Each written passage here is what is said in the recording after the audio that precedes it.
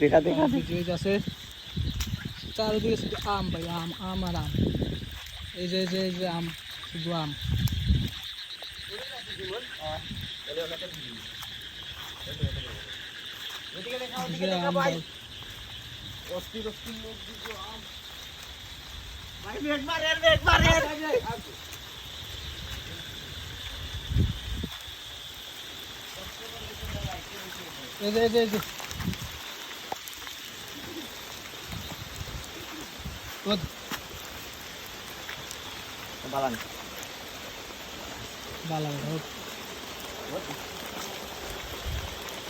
বাড়িতে বাড়িতে হ্যাঁ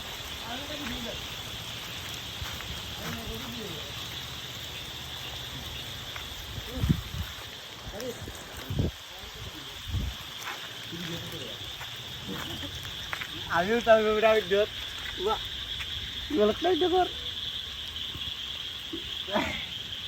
হ্যালো আসসালামু আলাইকুম গাইস, আপনাদের সামনে অনেক অনেক আম। গাছটা দেখাবে ইতিমধ্যে আমাদের সামনে। হ্যালো আসসালামু আলাইকুম গাছ। এই যে আমরা আছি আম গাছের নিচে, আস্তে আস্তে হঠাৎ করে দিয়ে সামনে আম পড়ে দিয়েছে। আমগুলো জমাইতে জমাইতে এই দিকে আসেন কতগুলো আম জমাইছে, তো কাঁচা আম বিক্রি করবো বুঝতে পারছি না। তারপর আমগুলোতে আমরা ভাই আজকে দামাক্কা হবে, দামাক্কা। শুধু দামাক্কা না, আমরা আরো জাল জাল জাল লবণ মরিচ দিয়ে ভিডিও খাবো এবং আপনাদের দেখাবো যে কাঁচা আমের সাথে কি হতে পারে এবং কেমন হতে পারে, কত আপনাদের পরিমাণ হতে যদি পারে। জিপরার দিকে পানি না আসে তা আমাদেরকে বলবে। তারপরে এই যে আমরা আসছি, যে আমরা কিন্তু আসছি মূল উদ্দেশ্য মাছ ধরতে, কিন্তু মাছও দেখাইছি আপনাদের, সবকিছু দেখছি। এবার আম দেখেন কত পরিমাণে আম।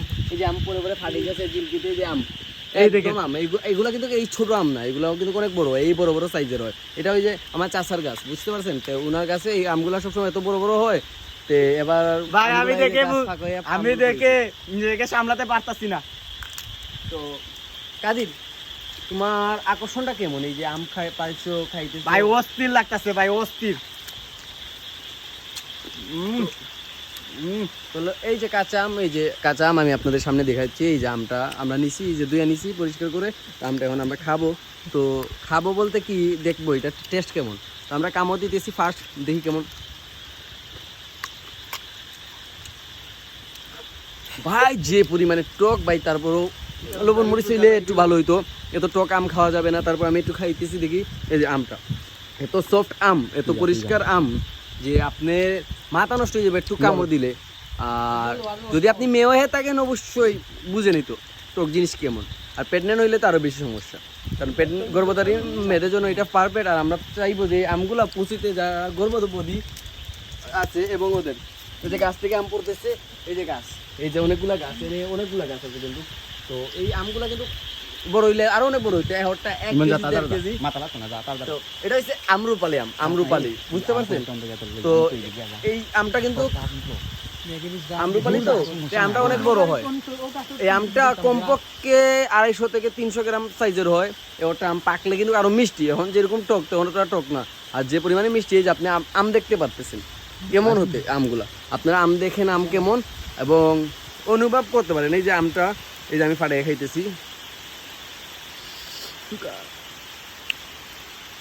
ভাইরে ভাই মাথা নষ্ট করাম ভাই, এত পরিমাণে টক, এত পরিমাণের মানে টক যে আমি চোখের পানি চলে আসছে।